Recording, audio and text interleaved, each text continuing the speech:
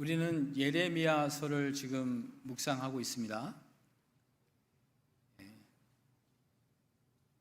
하나님의 말씀을 이스라엘 백성들이 매일매일 만나를 그날 필요한 만큼 가져다가 먹었던 것처럼 우리 능원교회 성도님들은 하나님의 말씀을 매일매일 신선한 말씀을 드시기 원합니다. 제가 하는 일은 여러분들이 일주일 동안 드실 양식을 이 시간 만들어서 여러분에게 드리는 일이 아니에요. 주일날 한번 담임 목사의 설교를 들으시고 그 말씀을 붙잡고 일주일 동안 사시겠다? 이것은 착각입니다. 배고파요. 날마다 주시는 하나님의 살아있는 생생한 말씀을 드시기를 주님의 이름으로 축복합니다. 예레미야 말씀을 읽다 보니까 반복돼서 나오는 말씀이 이스라엘 백성이 결국 멸망당하는 이유는 하나님의 말씀을 잊어버리고 잃어버리고 또 우상을 자기 삶 가운데, 자기 마음 가운데, 자기 집에 그리고 성전 안으로 가져왔다는 사실이에요. 하나님을 믿는 백성이 하나님과 맺은 약속은 잊어버리고 깨트려버리고 오히려 믿지 말라는 그 우상들을 늘 가지고 다니고 집에 보관하고 심지어는 하나님의 거룩한 성전 안으로도 들어왔다. 하나님께서는 공의로우신 하나님이기 때문에 그들을 벌하지 않을 수 없으셨다. 왜 그러실까? 왜 그렇게 됐을까? 묵상하는 가운데 저는 창세기에 이 야곱이라는 사람에 대하여 묵상하게 되었습니다. 여러분 야곱 잘 아시죠? 야곱은 아브라함의 손자, 그렇죠? 아버지는 이삭입니다. 그래서 이삭이 두 아들을 낳았는데 쌍둥이 아들을 낳잖아요. 에서와 이삭이죠. 그런데 야곱은 항상 불만이었던 것 같아요. 왜 형은 장자가 되어서 똑같이 태어났는데 형이 장자가 되어서 아버지의 유산을 나보다 2배를 가져가는가? 왜냐하면 그 팔레스타인의 풍습은 장자권을 가진 사람이 다른 아들의 2배의 재산을 갖게 되어 있었습니다. 그러니까 아버지의 재산을 3으로 나눠서 3분의 2는 장자인 에서가, 3분의 1은 본인 야곱이 갖는 것이죠. 그래서 어려서부터 어떻게든 그 장자권을 한번 가져보겠다고 머리를 쓰고 형이 배고플 때 그 틈을 타서 붉은 팥죽을 팔아서 형 나한테 장자권 팔아. 때에서는 아무 생각 없이 내가 지금 배고픈데 팥죽 먹는 게 중요하지 그 장자권 중요하냐 하고 팔아버리죠. 그뿐 아니죠. 나중에 실제로 아버지가 그 아들을 축복할 때, 장자권을 축복할 때 아버지까지 속입니다. 저는 야곱의 이러한 모습이 단순히 거짓말하고 남을 속이는 것뿐만 아니라 상을 줘야 되겠다. 무슨 상이죠? 연기 대상. 거의 헐리우드 배우급이에요. 창세기 27장 19절에 보니까 네가 누구냐? 눈이 잘 안 보이는 아버지가 부를 때 19절에 야곱이 아버지께 대답합니다. 나는 아버지의 맏아들 에서로소이다. 겁도 없죠. 당당하게 연기합니다. 주연은 야곱, 조연 누굽니까? 엄마 리브가. 그래서 아버지도 속이고. 근데 그 결과 어떻게 됐습니까? 이제 평생 도망자 신세가 되는 것이죠. 야곱은 그 장자권이라는 것을 얻기 위하여 최선을 다했고 결국 얻어냈어요. 그러나 방랑하는 신세가 되고 맙니다. 야곱은 누구보다도 집념이 강하고 의지가 강했습니다. 우리가 그걸 어떻게 아느냐? 그가 하란으로 도망을 가거든요. 이 하란이 자기가 살던 곳에서 직선거리로 약 600km입니다. 여러분, 서울에서 부산까지 400km예요. 거길 걸어서 도망간 거예요. 완전히 형 에서가 자기를 쫓아올 수 없는 그곳으로 도망간 곳이죠. 그곳에 가서 누굴 만납니까? 자기보다 더한 사람을 만나죠. 누구예요? 삼촌 라반입니다. 나중에는 이제 장인 어른이 되죠. 근데 이 라반이 얼마나 대단하느냐? 고약하고 일은 시키되 그 삭을 주지 않습니다. 계속해서 삭을 변개하는 것이죠. 그렇지만 그가 사랑하는 한 여인, 그 사랑을 위해서 14년을 종처럼 일합니다. 우리 남자분들만 한번 대답해 보세요. 여러분의 아내를 얻기 위하여 남의 집에 가서 14년 동안 종노릇 할 자신 있으십니까? 예, 누구세요? 시집 잘 가셨습니다. 다른 분들은 기회를 놓치신 거예요. 말이라도 하셨어야 되는데. 야곱은 그 사랑하는 여인을 위하여 진짜 14년을 종처럼, 종이죠, 실제 종이죠, 이랬어요. 근데 보니까 얼마나 머리가 좋았느냐. 삼촌 장인이 월급을 안 주니까 자기 머리를 굴려요. 그래서 장인어른, 이 양 중에서, 염소 중에서 얼룩덜룩한 건 제가 갖고 깨끗한 건 장인어른이 가지시죠. 그렇게 해라. 그러니까 보니까 얼룩덜룩한 건 몇 마리 안 되더라고요. 근데 나중에 보니까 이 야곱이 그 건강한 양들, 건강한 염소가 이제 산란기가 되면 어디로 데려가요? 나무 그늘 밑으로 데려가는 거예요. 그래서 개들이 그 얼룩덜룩한 나뭇가지들을 보고 얼룩덜룩한 새끼를 낳도록,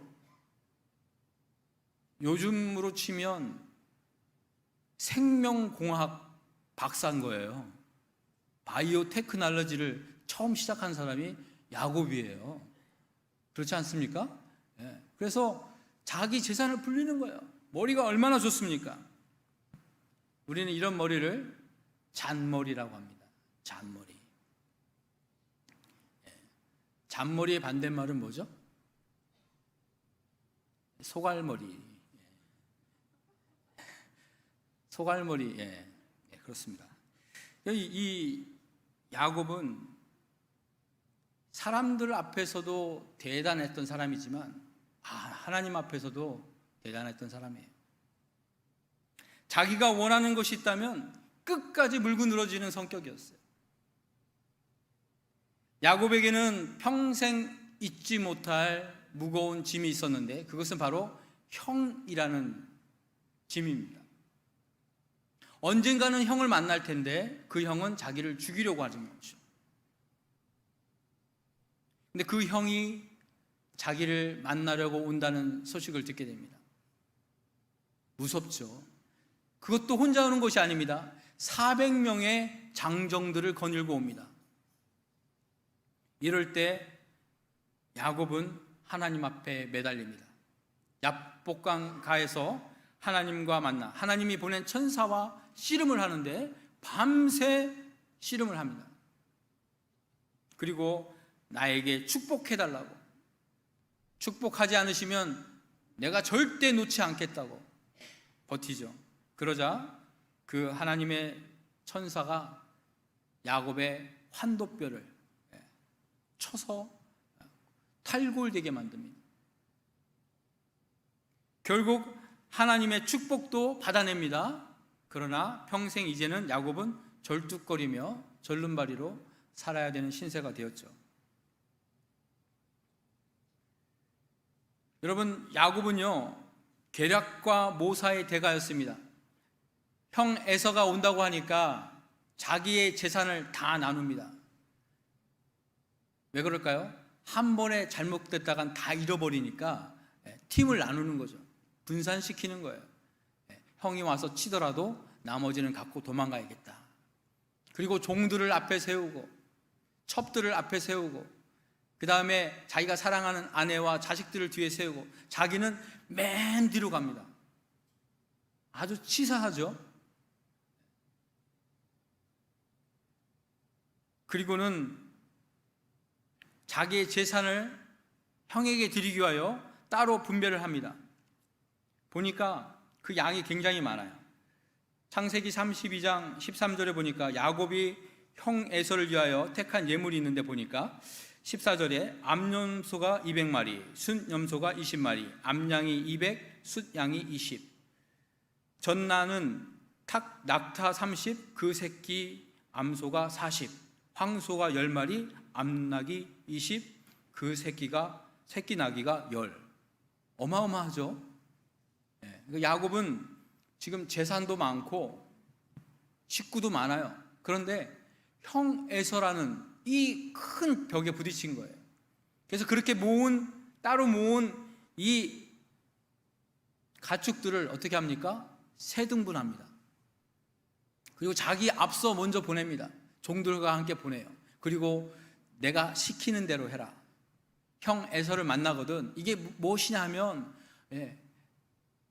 주인님의 동생 야곱이 우리 주인님께 드리려고 준비한 예물입니다. 뒤에 더 많은 예물이 준비되었습니다. 그렇게 하라는 거예요. 여러 번에 나누어서. 대단한 지략가죠. 처세술이 대단하지 않습니까? 그리고 드디어 형 에서를 만나자마자 어떡합니까? 절뚝거리면서 형한테 다가가서 7번 절을 합니다. 여러분, 한 번, 두 번 할 수 있잖아요. 7번 절을 해요. 넙죽넙죽 절을 합니다. 그리고 인사를 하는데 뭐라고 인사를 하냐면,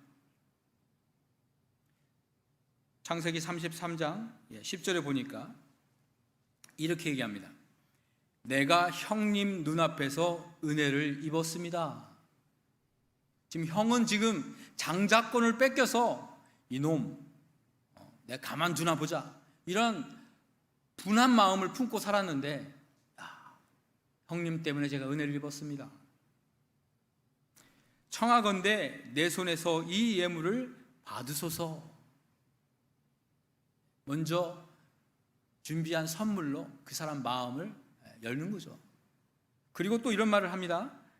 내가 형님의 얼굴을 배운 즉 하나님의 얼굴을 뵌 것 같습니다.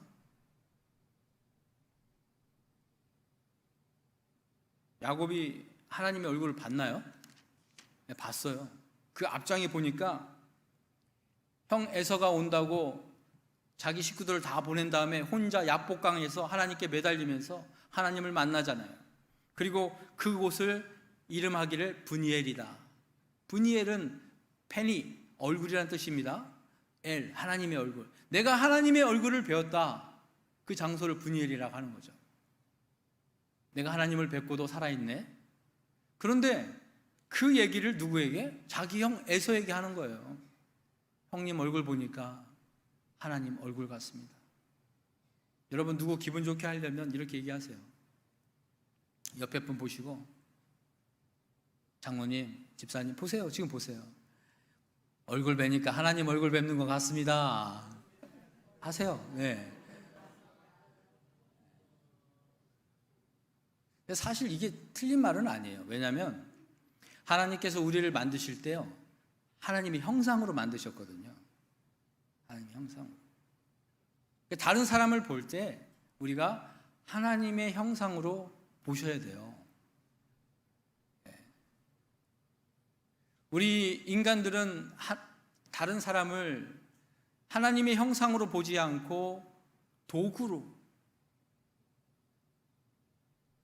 이득으로, 아니면 쾌락의 대상으로 이렇게 생각하는 것이 범죄입니다. 범죄예요.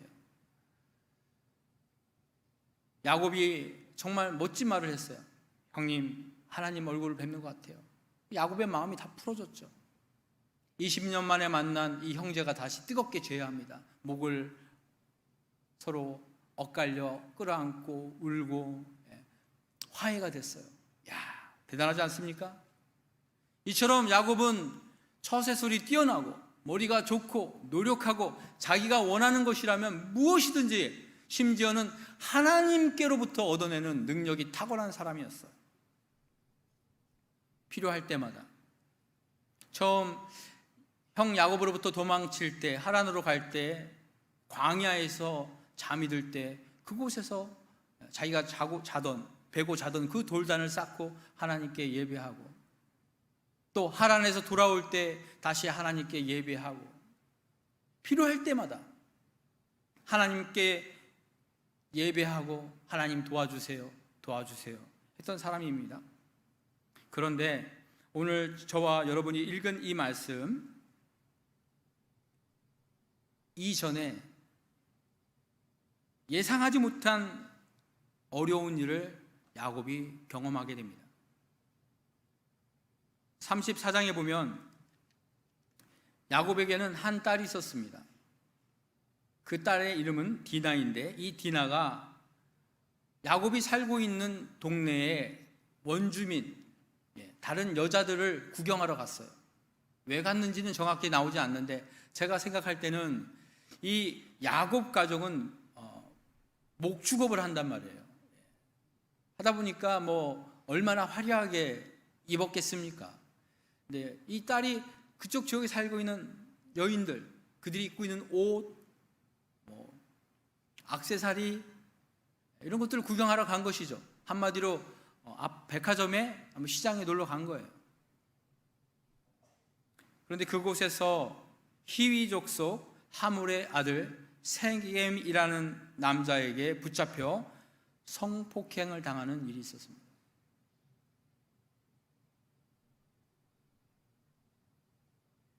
이 하물의 아들 세겜이 야곱의 아들 디나를 사랑하게 돼서 청혼을 합니다. 내가 결혼하고 싶습니다. 이것을 허락해 주면 저의 재산을 다 갖다 드리겠습니다.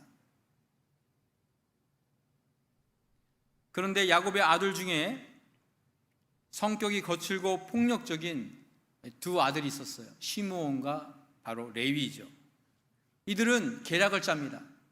하몰의 아들 세겜에게 얘기합니다. 그래, 결혼 허락하겠다. 그런데 우리는 하나님과 언약을 맺은 사람들이야. 그래서 모든 남자들은 어릴 때 할례를 받는다.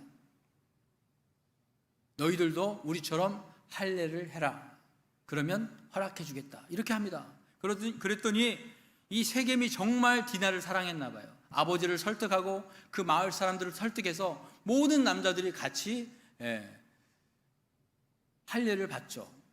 수술을 합니다. 3일 동안 그 마을에 있는 모든 남자들은 이제 어디 가지도 못하고 끙끙 앓고 있었겠죠. 상처가 다 아물지도 않았는데 이 시므온과 레위가 칼을 들고 그 마을에 가서 그 마을에 있는 모든 남자들을 죽입니다. 그리고 그 재산을 다 갈취하고 남아있는 부녀자들을 다 끌고 오는 사건이 발생한 거예요. 야곱이 황당합니다. 자기 아들들이 한 마을에 가서 거기 있는 남자들을 다 죽이고 부녀들을 다 잡아온 일이 발생한 거예요. 엄청난 일을 저지른 거예요. 문제는 그 지역에 사는 다른 족속들이 가만히 있지 않는다는 거예요. 그 족속들이 다 일어나서 가나안 족속과 브리스 족속들이 모여서 이제 야곱 사람들을 쫓아오는 겁니다. 깨닫는 거예요. 아, 이제 끝났구나. 저들 손에 우리는 다 죽겠구나. 우리 재산도 다 뺏기고 내 자녀들도 다 이제 죽게 되고 살아날 길이 없구나. 그동안은 내 잔머리로, 내 경험으로, 내 노력으로 문제를 다 극복해 왔는데 이번 일만큼은 도저히 방법이 없구나 하고 절망하고 포기하고 있는 상황이었어요. 그런데 우리가 읽었던 말씀 1절 말씀 보니까 하나님이 야곱에게 이르시되, 하나님이 찾아오셔서 말씀하시는 거예요. 뭐라고요? 베델로 올라가라. 여러분, 이 베델이 어디입니까? 바로 야곱이 자기가 필요할 때 하나님을 찾고 하나님을 만났던 곳이에요. 지금까지는 자기가 필요할 때만 하나님을 불렀던 곳이에요. 그런데 하나님께 다시 한번 베델로 올라가서 거주하라. 그곳에서 머물고 살아라. 그곳은 내가 내 형 에서의 낯을 피하여 도망하던 때에 내게 나타났던 곳, 내가 너에게 나타났던 곳, 처음 네가 하란으로 도망갈 때 네가 돌을 베고 잤던 바로 그곳. 하나님, 나를 살려주시면 제가 다시 돌아오게 되면 하나님 이곳에 단을 쌓고 하나님께 예배하겠습니다 라고 약속했던 것. 하나님, 제가 살아오면 제게 주신 그 예물을 하나님께 11조로 드리겠습니다 라고 약속했던 곳, 그곳으로 올라가라. 그러자 2절 말씀에 야곱이 그곳으로 올라가기를 결단하고 자기 집안 사람들에게 이렇게 얘기합니다. 같이 2절 말씀 같이 읽습니다. 시작. 야곱이 이에 자기 집안 사람과 자기와 함께한 모든 자에게 이르되 너희 중에 있는 이방 신상들을 버리고 자신을 정결하게 하고 너희 의복을 바꾸어 입으라. 자기만 가는 게 아니라, 홀로 가는 게 아니라 함께한 모든 식구들에게, 종들에게, 자녀들에게 얘기하는 거죠. 너희들이 가지고 있는, 너희들 중에 있는 이방 신상들을 버리라. 여러분, 야곱은 하나님을 믿는 사람이었어요. 모태신자였어요. 할아버지도 여호와 하나님을 믿고 아버지도 하나님을 믿는 믿음의 사람이에요. 그런데 그들 가운데 아직도 이방 신상들이 있는 거예요. 하나님은 멀리 계시고 하나님은 보이시지 않지만 이방 신상은 항상 들고 다니고 벽에 걸어놓고 주머니에 넣고 다니고, 그것들을 버리지 못했던 거예요. 야곱이 얘기합니다. 버려라. 그것만 버리는 게 아닙니다. 너희를 정결케 해라. 하나님 보시기에 잘못한 것 회개해라. 너희를 깨끗게 해라. 그리고 의복을 바꿔 입어라. 여러분, 의복을 바꾼다는 것은 여러분 마음과 생각과 우리 중심을 바꿀 뿐만 아니라 그 삶의 태도 자체를 다 바꾼다는 거예요. 문화를 바꾼다는 거예요. 습관을 바꾼다는 거예요. 그리고 3절 말씀에 이렇게 얘기합니다. 우리가 일어나 베델로 올라가자. 내 환난 날에 내게 응답하시며 내가 가는 길에서 나와 함께 하신 하나님을 기억하는 거죠. 그 하나님이 어떤 분이었다고요? 내가 어려움 처했을 때 내게 응답하셨고 내가 어디를 가든지 나와 함께 하신 그 하나님을 기억하고 고백하는 것입니다. 내가 그 하나님께 거기서 제단을 쌓겠다. 성도 여러분, 예배라는 것이요, 예배라는 것은 하나님을 기억하는 자리입니다. 하나님께서 그동안 나를 어떻게 인도하셨는지, 어떻게 나를 이끌어 주셨는지, 어떻게 보호하셨는지, 그것을 기억하는 자리입니다. 4절 말씀에 그들이, 이제 야곱의 식솔들이 어떻게 하는지 나옵니다. 우리 한번 같이 읽겠습니다. 4절 시작. 그들이 자기 손에 있는 모든 이방 신상들과 자기 귀에 있는 귀고리들을 야곱에게 주는지라. 야곱이 그것들을 세겜 근처 상수리 나무 아래에 묻고. 이방 신상들을 드릴 뿐만 아니라 귀고리도 드렸다. 이 귀고리가 뭘까요? 장신구이죠. 여러분, 이 장신구가 의미하는 것은 세상의 화려함, 세상의 아름다움. 여러분, 이스라엘 백성이 애굽에서 나올 때 장신구들을 갖고 나오잖아요. 그렇죠? 예쁜 거 할 수 있잖아요. 우리가 세상에 좋은 것도 어느 정도는 수용할 수 있잖아요. 그런데 중요한 것은 그 장신구들이 변하여 나중에 무엇이 됩니까? 황금 송아지가 되는 거예요. 우상의 상징이 되는 거예요. 우리가 조금씩 열어놓은 그 문을 통하여 세상 것들이 들어오는 것이죠. 이제는 그것들을 다 포기하고 야곱 손에 건네줍니다. 그리고 그 것들을 상수리나무 아래에 묻습니다. 이 상수리나무가 무엇인가 보니까 35장 10절 말씀, 9절 말씀, 8절 말씀에 보니까 상수리 자체를 이름을 부르는데 알론 바굿이다. 알론 바굿. 이게 무엇이냐면 곡함의 상수리라는 뜻입니다. 통곡하는 상수리. 그곳에서 눈물 뿌리고 소리 지르는 상수리나무. 여러분, 야곱의 식구들은요, 그냥 자기의 우상을 그곳에 묻기만 한 게 아니에요. 귀고리를 빼서 그곳에 묻기만 한 게 아니에요. 하나님 앞에 매달린 것입니다. 통곡한 거예요. 왜요?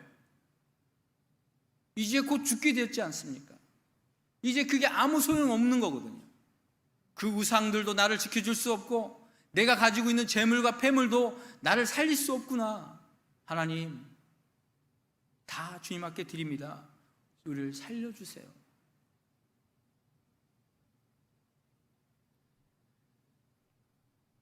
그들이 하나님을 그동안 몰랐던 게 아닙니다.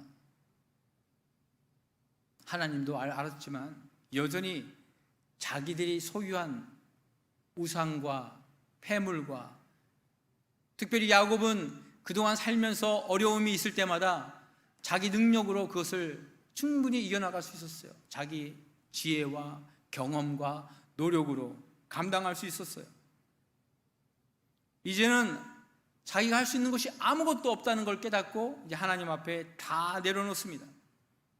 여러분, 예배라는 것이요, 내가 가지고 있는 것 중에 일부를 하나님 앞에 드리고, 내 시간 중에 일부를 쪼개서 하나님 앞에 드리고, 내 삶의 일부를 하나님 앞에 드리는 것이 예배입니까?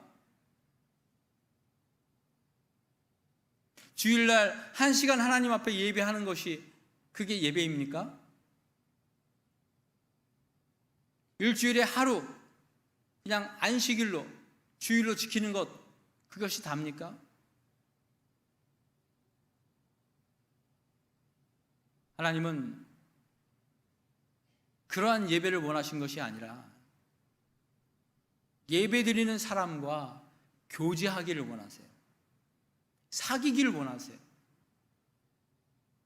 하나님이 이스라엘 백성을 애굽에서 건지신 이유는 그들 가운데 거하시기 위함입니다. 예수 그리스도의 이름이 임마누엘이에요. 우리와 함께 하신다. 왜 예수님이 이 땅에 오셨다고요? 왜 십자가에 달려 죽으셨다고요? 우리와 함께 하시기 위하여. 여러분, 그러므로 예배는 내 것의 일부를 쪼개서 드리는 것이 예배가 아니고요, 내 삶 전체가 다 하나님 앞에 드려지는 것이 예배인 줄 믿으시기 바랍니다. 하나님, 내 인생까지도, 내 목숨까지도, 내 소유가 다 주님 것입니다. 이렇게 맡기는 것입니다.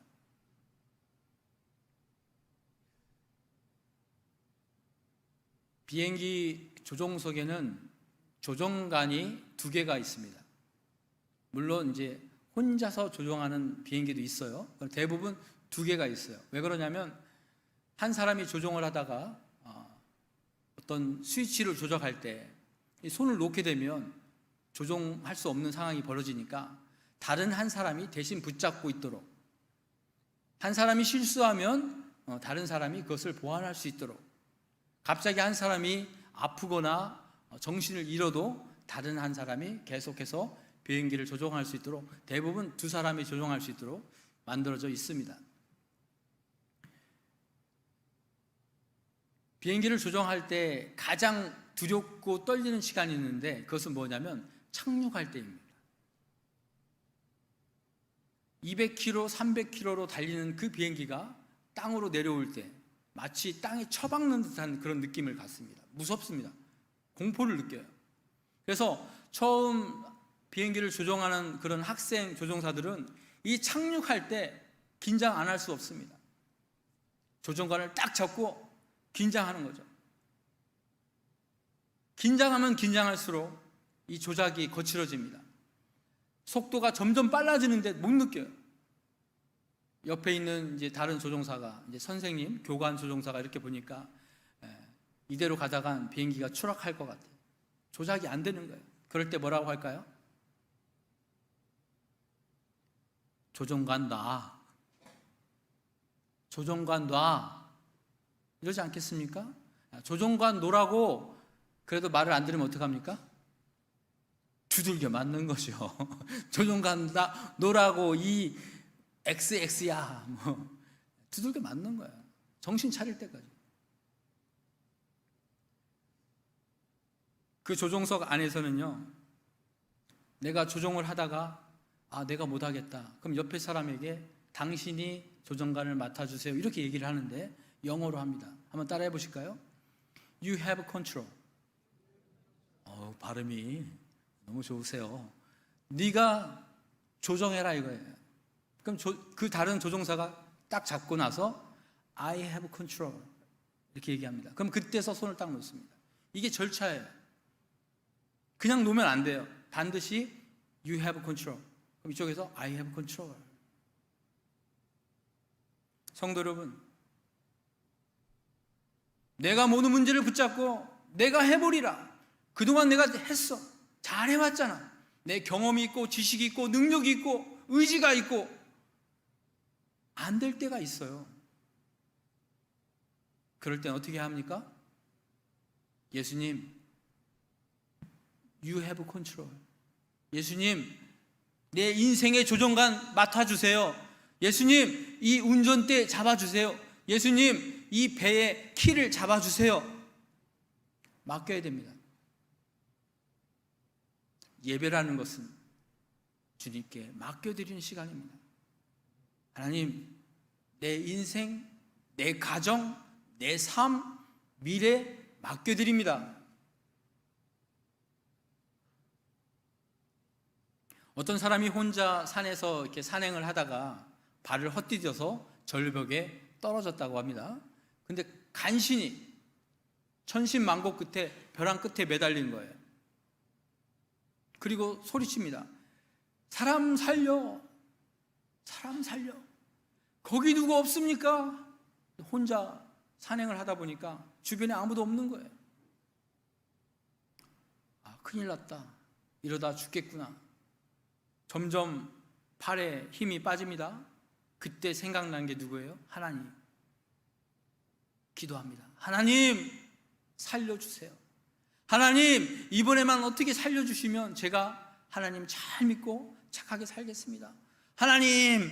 그러자 정말 하나님이 나타나셨습니다. 하나님 목소리가 들린 거예요. 그리고 뭐라고 합니까? 아들아, 내가 너를 살려주겠다. 내가 너를 받아주겠다. 밑에서 너를 받아줄 테니 손을 놔라. 그러자 이 사람이 골똘히 생각합니다. 손을 놔? 그러더니 다시 소리칩니다. 거기 누구 다른 사람 없어요?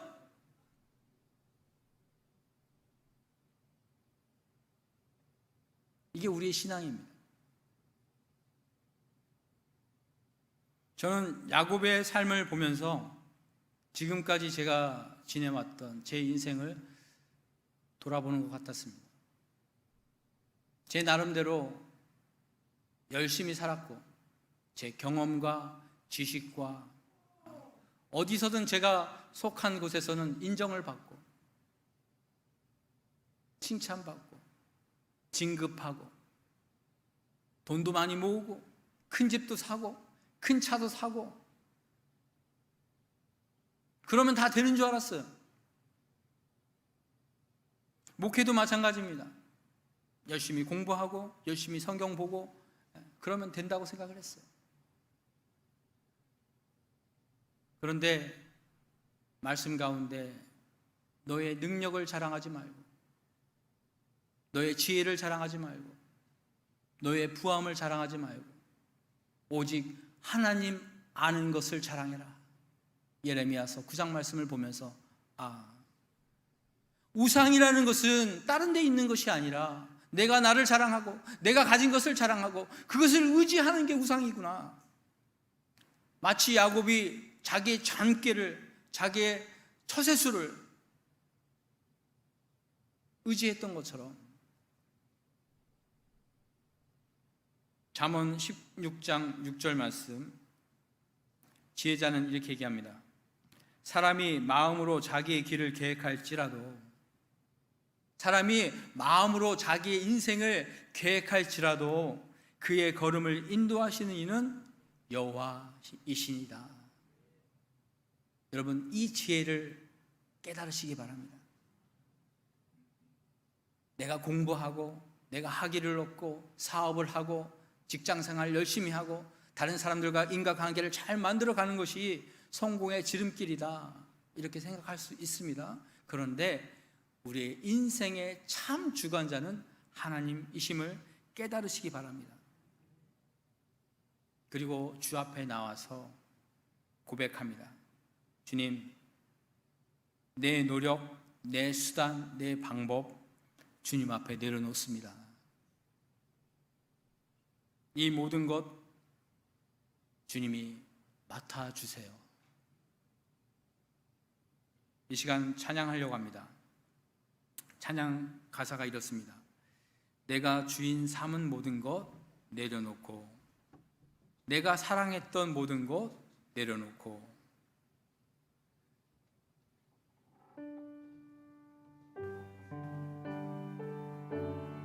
주님, 지금까지 내 노력, 내 수단, 내 방법대로 해봤습니다. 그런데 지금 상황은, 지금 이 문제는 내가 해결하지 못하는 그런 상황이 되었습니다. 이제는 힘이 빠지고 도망갈 수도 없고 죽게 되었습니다. 그러나 주님께서 우리를 불러주십니다. 예배의 자리로 불러주십니다. 베델로 올라와라. 그리고 하나님 앞에 나에게 단을 쌓아라. 우리는 하나님을 주님이라고 부릅니다. 주님. 그런데 여전히 내 인생의 주인은 나인 것이, 내가 주인 노릇하고 있는 것이죠. 성도 여러분, 이 시간 이 찬양을 부르며 고백합시다. 주님, 내 인생의 주인은 제가 아니라 바로 주님이십니다. 고백하기 원합니다.